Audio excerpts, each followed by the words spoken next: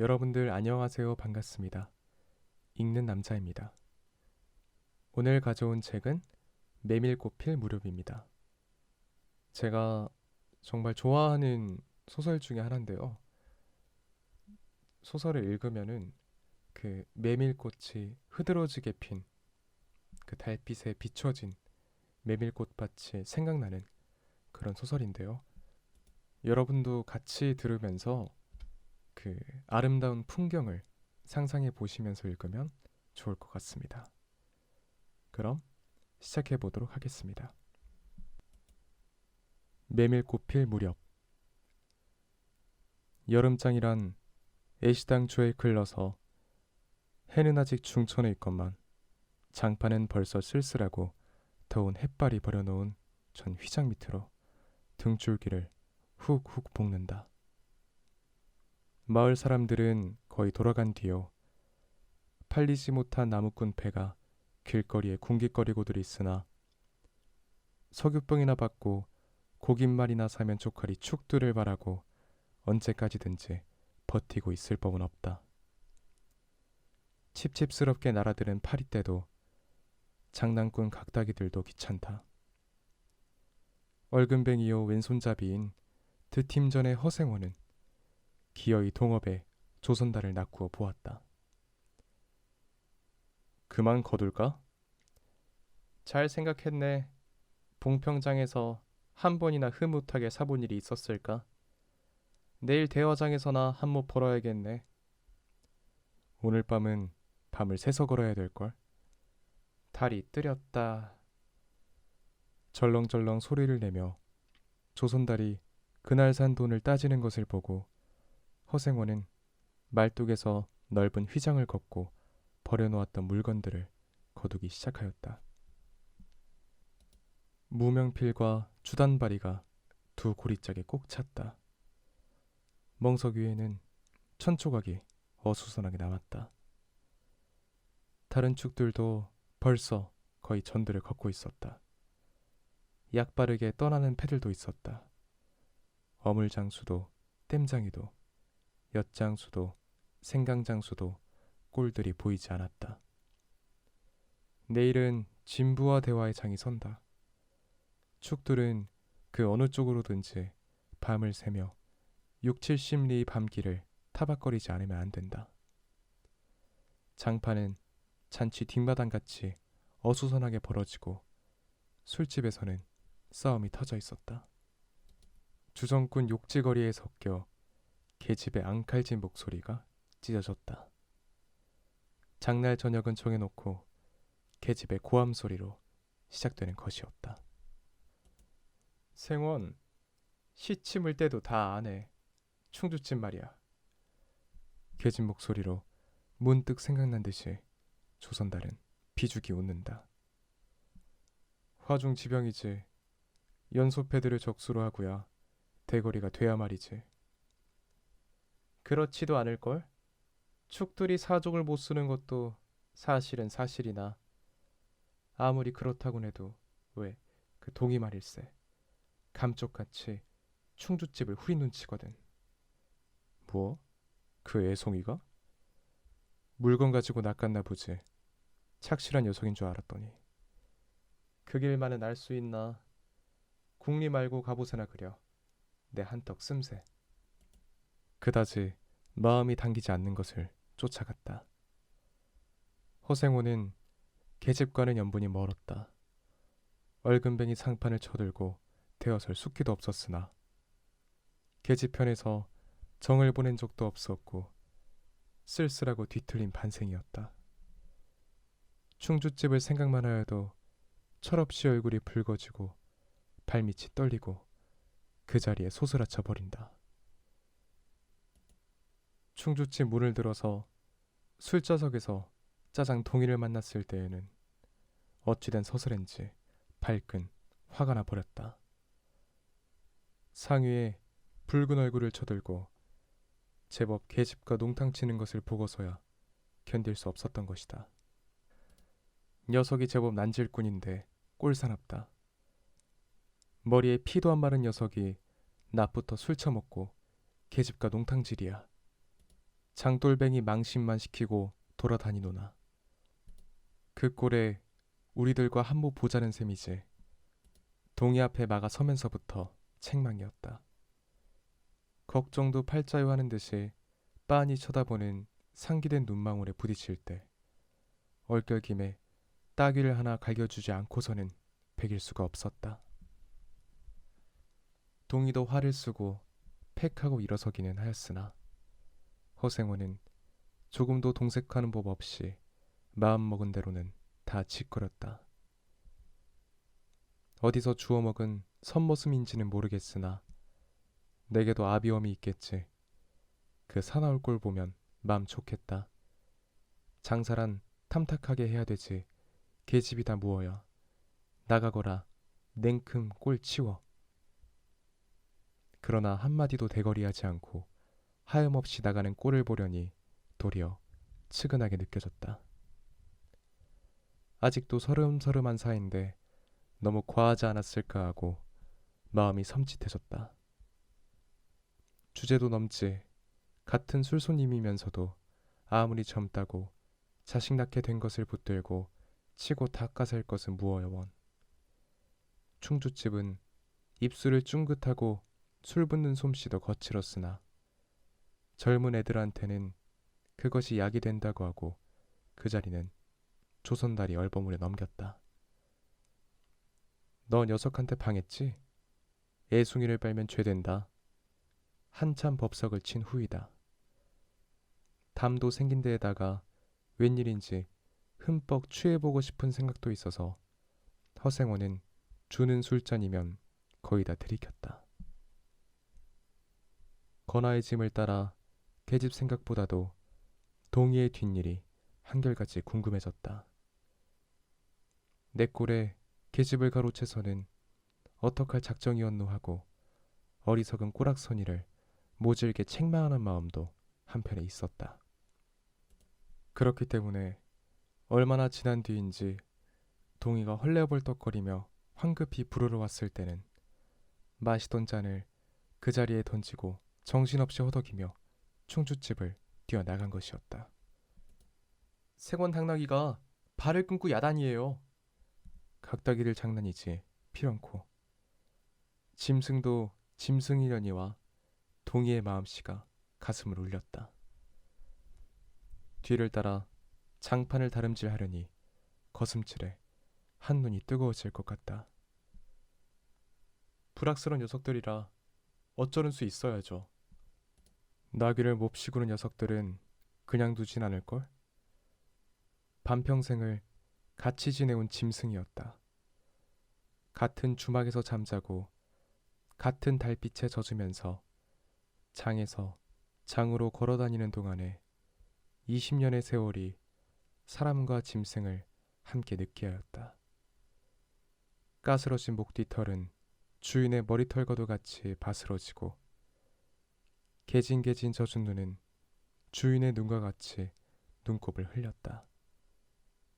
몽당비처럼 짧게 슬리운 꼬리는 파리를 쫓으려고 기껏 휘저어 보아야 벌써 다리까지는 닿지 않았다.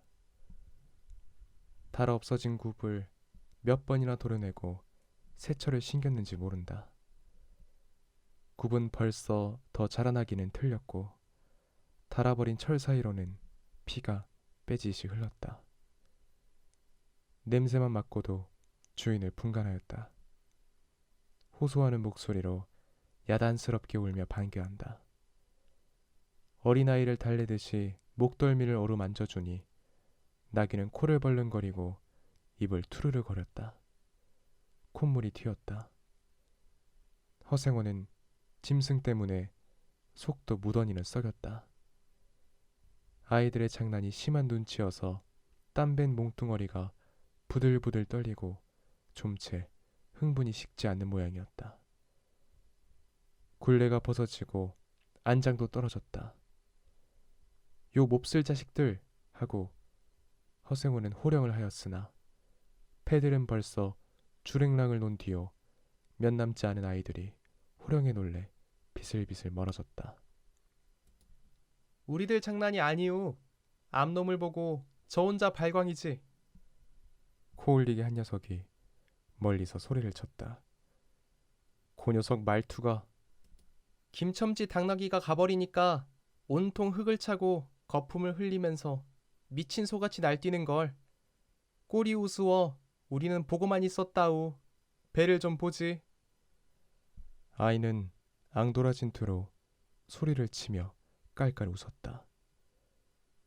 허생호는 모르는 결에 낯이 뜨거워졌다. 못 시선을 막으려고 그는 짐승의 배 앞을 가리워 서지 않으면 안 되었다. 늙은 주제에 암샘을 내는 셈이야. 저놈의 짐승이. 나이의 웃음소리에 허생호는 주춤하면서 기어이 견딜 수 없어 채찍을 들더니 아이를 쫓았다. 쫓으려거든 쫓아보지. 웬 손잡이가 사람을 때려. 줄다름에 달아나는 각다기에는 당하는 재주가 없었다. 왼손잡이는 나이 하나도 흐릴 수 없다. 그만 채찍을 던졌다. 술기도 돌아 몸이 유난스럽게 화끈거렸다. 그만 떠나세. 녀석들과 어울리다가는 한이 없어. 장판의 각다기들이란 어른보다도 더 무서운 것들인걸. 조선달과 동이는 각각 제 나귀에 안장을 얹고 짐을 싣기 시작하였다. 해가 꽤 많이 기울어진 모양이었다. 드팀 전 장도리를 시작한 지 20년이나 되어도 허생호는 봉평장을 빼놓은 적은 드물었다. 충주 제천 등의 이웃군에도 가고 멀리 영남 지방도 헤매기는 하였으나 강릉쯤에 물건 하러 가는 외에는 처음부터 끝까지 군내를 돌아다녔다. 닷새만큼씩의 장날에는 달보다도 확실하게 면에서 면으로 건너갔다. 고향이 청주라고 자랑삼아 말하였으나 고향에 돌보러 간 일도 있는 것 같지는 않았다. 장에서 장으로 가는 길에 아름다운 강산이 그대로 그에게는 그리운 고향이었다. 반날 동안이나 뚜벅뚜벅 걷고 장터 있는 마을에 거의 가까웠을 때 거친 나귀가 한바탕 우렁차게 울면 더구나 그것이 저녁녘이어서 등불들이 어둠 속에 깜빡거릴 무렵이면 늘 당하는 것이건만 허생호는 변치 않고 언제든지 가슴이 뛰놀았다. 젊은 시절에는 알뜰하게 벌어 돈푼이나 모아본 적도 있기는 있었으나 읍내 백중이 열리네 호탕스럽게 놀고 투전을 하고 하여 사흘 동안에 다 털어버렸다. 나귀까지 팔게 된 판이었으나 애끓는 정분에 그것만은 이를 물고 단념하였다. 결국 도로 아미타불로 장도리를 다시 시작할 수밖에 없었다. 짐승을 데리고 읍내를 도망해 나왔을 때에는 너를 팔지 않기 다행이었다고 길가에서 울면서 짐승의 등을 어루만졌던 것이었다. 빚을 지기 시작하니 재산을 모으려면 당초에 틀리고 간신히 입에 풀칠을 하러 장에서 장으로 돌아다니게 되었다. 호탕스럽게 놀았다고는 하여도 계집 하나 후려보지는 못하였다. 계집이란 쌀쌀하고 매정한 것이었다.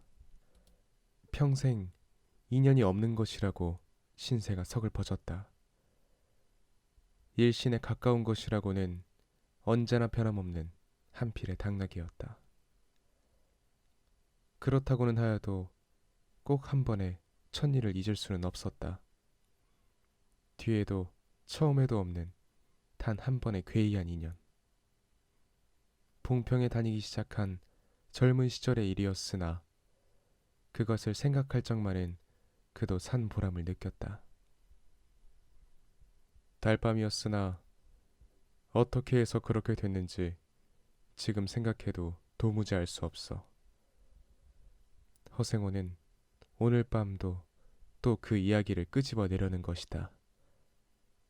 조선달은 친구가 된 일에 귀에 못이 박히도록 들어왔다. 그렇다고 실증을 낼 수도 없었으나 허생호는 시치미를 떼고 되풀이 할 대로는 되풀이 하고야 말았다. 달밤에는 그런 이야기가 격에 맞거든. 조선달편을 바라는 보았으나 물론 미안해서가 아니라 달빛에 감동하여서였다. 이지러는 졌으나 보름을 갖지난 달은 부드러운 빛을 흐뭇이 흘리고 있다.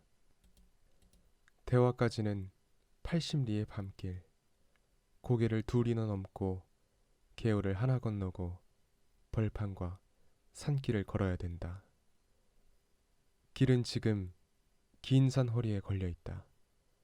밤중을 지난 무렵인지 죽은 듯이 고요한 속에서 짐승 같은 달의 숨소리가 손에 잡힐 듯이 들리며 콩포기와 옥수수 잎새가 한층 달에 푸르게 젖었다.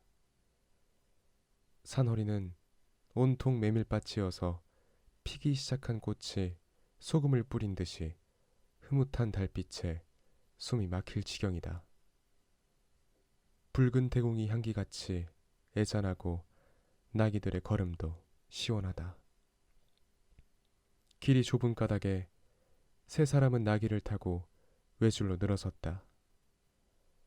방울 소리가 시원스럽게 딸랑딸랑 메밀밖에로 흘러 들어간다. 앞장선 허생원의 이야기 소리는 꽁무니에 선 동이에게는 확적히는 안 들렸으나 그는 그대로 개운한 제멋에 적적하지는 않았다. 장선 꼭 일어날 밤이었네. 객주집 토방이란 무더워서 잠이 들어야지. 밤중은 돼서 혼자 일어나 개울가에 목욕하러 나갔지. 봉평은 지금이나 그제나 마찬가지지. 보이는 곳마다 메밀밭이어서 개울가가 어디 없이 하얀 꽃이야. 돌밭에 벗어도 좋을 것을 달이 너무나 밝은 까닭에 옷을 벗으러 물방앗간으로 들어가지 않았나. 이상한 일도 많지. 거기서 난데없는 성서방네 처녀와 마주쳤단 말이네. 봉평에서야 제일 가는 일색이었지. 팔자에 있었나 보지. 아무렴하고 응답하면서 말머리를 아끼는 듯이 한참이나 담배를 빨 뿐이었다. 구수한 자줏빛 연기가 밤 기운 속에 흘러서는 녹았다. 날 기다린 것은 아니었으나 그렇다고 달리 기다리는 논팽이가 있는 것도 아니었네. 처녀는 울고 있단 말이야. 짐장은 되고 있으나 성서방네는 한창 어려워서 들고 일어날 판이었지. 한 집안 일이니 딸에겐들 걱정이 없을 리 있겠나. 좋은 데만 있으면 시집도 보내련만 시집은 죽어도 싫다지. 그러나 처녀란 울 때같이 정을 끄는 때가 있을까. 처음에는 놀라기도 한 눈치였으나 걱정이 있을 때는 누그러지기도 쉬운 듯해서 이럭저럭 이야기가 됐네. 생각하면 무섭고도 기막힌 밤이었어. 제천인지로 주랭랑을 놓은 건 그 다음 날이었지. 다음 장도막에는 벌써 온 집안이 사라진 뒤였네. 장파는 소문에 발끈 뒤집혀 오죽해야 술집에 팔려가기가 상수라고 처녀의 뒷공론이 자자하들 하단 말이야. 제천 장판을 몇 번이나 뒤적였나. 허나 처녀의 꼴은 꼼꼼먹은 자리야. 첫날 밤이 마지막 밤이었지. 그때부터 봉평이 마음에 든 것이 반평생을 두고 다니게 되었네. 반평생인들 잊을 수 있겠나? 수 좋았지. 그렇게 신통한 일이란 쉽지 않어. 향용 못난 것 얻어 새끼 낳고 걱정 늘고 생각만 해도 진저리가 나지. 그러나 늙음악 바지까지 장돌뱅이로 지내기도 힘드는 노릇 아닌가. 난 가을까지만 하고 이 생계와도 하직 하려네. 대화쯤에 조그만 전방이나 하나 버리고 식구들을 부르겠어. 사시장천 뚜벅뚜벅 걷기란 여간 이래야지. 옛 처녀나 만나면 같이나 살까. 난 거꾸로 질 때까지 이 길 걷고 저 달 볼 테야. 산길을 벗어나니 큰 길로 튀어졌다. 꽁무니의 동이도 앞으로 나서 나귀들은 가로 늘어섰다. 총각도 젊겠다. 지금이 한창 시절이렸다. 충주집에서는 그만 실수를 해서 그 꼴이 되었으나 설계 생각 말게. 천만에요. 되려 부끄러워요. 계집이란 지금 웬 제격인가요? 자나깨나 어머니 생각뿐인데요. 허생원의 이야기로 실심이 한 끝이라 동의의 어조는 한풀 수그러진 것이었다.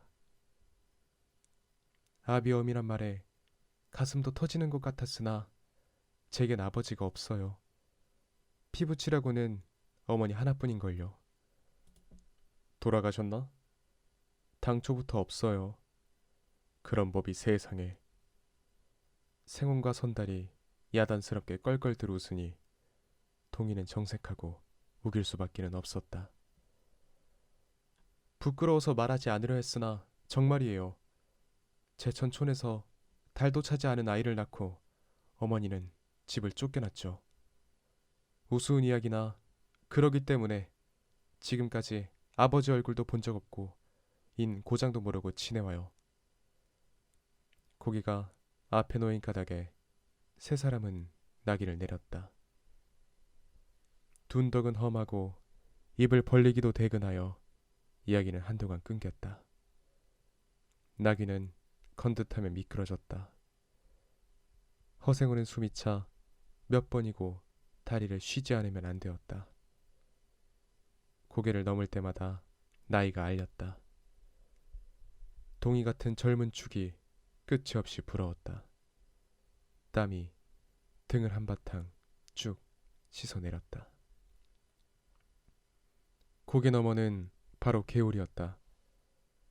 장마에 흘겨버린 널다리가 아직도 걸리지 않은 채로 있는 까닭에 벗고 건너야 되었다. 고이를 벗어 띠로 등에 얽어매고 반 벌거숭이에 우스꽝스런 꼴로 물속에 뛰어들었다. 금방 땀을 흘린 뒤였으나 반물은 뼈를 찔렀다. 그래, 대체 기르긴 누가 기르고? 어머니는 하는 수 없이 의부를 얻어가서 술 장사를 시작했죠. 술이 고줄해서 의부라고 전 망난이에요. 철 들어서부터 맞기 시작한 것이 하룬들 편한 날 있었을까. 어머니는 말리다가 채이고 맞고 칼부림을 당하고 나니 집골이 무엇겠소. 18살 때 집을 뛰쳐나서부터 이 짓이죠. 총각 낯새론 동이 묻어나다고 생각했더니 됐다 보니 딱한 신세로군. 물은 깊어 허리까지 찼다. 속물살도 어지간히 센 데다가 발에 채이는 돌멩이도 미끄러워 금시에 훌칠 듯 하였다. 나귀와 조선달은 재빨리 거의 건넜으나 동이는 허생원을 붙드느라고 두 사람은 훨씬 떨어졌다. 모친의 친정은 원래부터 제천이었던가? 웬걸요? 시원스리 말은 안 해주나 봉평이라는 것만은 들었죠. 봉평? 그래. 그 아비성은 무엇이고? 알 수 있나요? 도무지 듣지를 못했으니까. 그렇겠지. 하고 중얼거리며 흐려지는 눈을 까물까물 하다가 허생호는 경망하게도 발을 빗디뎠다. 앞으로 꼬꾸라치기가 바쁘게 몸째 풍덩 빠져버렸다. 허위적거릴수록 몸을 걷잡을 수 없어 동이가 소리를 치며 가까이 왔을 때에는 벌써 퍽이나 흘렀었다. 옷째 쫄딱 젖으니 물에 젖은 개보다도 참혹한 꼴이었다. 동이는 물속에서 어른을 해깝게 업을 수 있었다. 젖었다고는 하여도 여인 몸이라 장정 등에는 오히려 가벼웠다. 이렇게까지 해서 안 됐네. 내 오늘은 정신이 빠진 모양이야. 염려하실 것 없어요. 그래, 모치는 나비를 찾지는 않는 눈치지. 늘 한번 만나고 싶다고는 하는데요. 지금 어디 계신가? 의부와도 갈라져서 제천에 있죠. 가을에는 봉평에 모셔오려고 생각 중인데요. 이를 물고 벌면 이럭저럭 살아갈 수 있겠죠. 나무렴 기특한 생각이야. 가을이랬다. 동이의 탐탁한 등허리가 뼈에 사무쳐 따뜻하다. 물을 다 건넜을 때에는 도리어 서글픈 생각에 좀 더 엎였으면도 하였다. 진종일 실수만 하니 웬일이오 생원? 조선달은 바라보며 기어코 웃음이 터졌다. 나귀야, 나귀 생각을 하다 실족을 했어. 말 안 했던가? 저 꼴에 제법 새끼를 얻었단 말이지. 읍내 강림지 피마에게 말일세. 귀를 쫑긋 세우고 달랑달랑 뛰는 것이 나귀 새끼같이 귀여운 것이 있을까? 그것을 보러 나는 일부러 읍내를 도는 때가 있다네. 사람을 물에 빠치울 젠 딸은 대단한 나귀 새끼군. 허생호는 젖은 옷을 웬만큼 짜서 입었다. 이가 덜덜 갈리고 가슴이 떨리며 몹시도 추웠으나 마음은 알 수 없이 둥실둥실 가벼웠다. 주막까지 부지런히들 가세나. 뜰에 불을 피우고 후투시 쉬어. 나귀에겐 더운 물을 끓여주고 내일 대화장 보고는 제천이다. 생원도 제천으로? 오래간만에 가보고 싶어. 동행하려나, 동이? 나귀가 걷기 시작하였을 때 동이의 채찍은 왼손에 있었다. 오랫동안 아둑신이같이 눈이 어둡던 허생원도 요번만은 동이의 왼손잡이가 눈에 띄지 않을 수 없었다.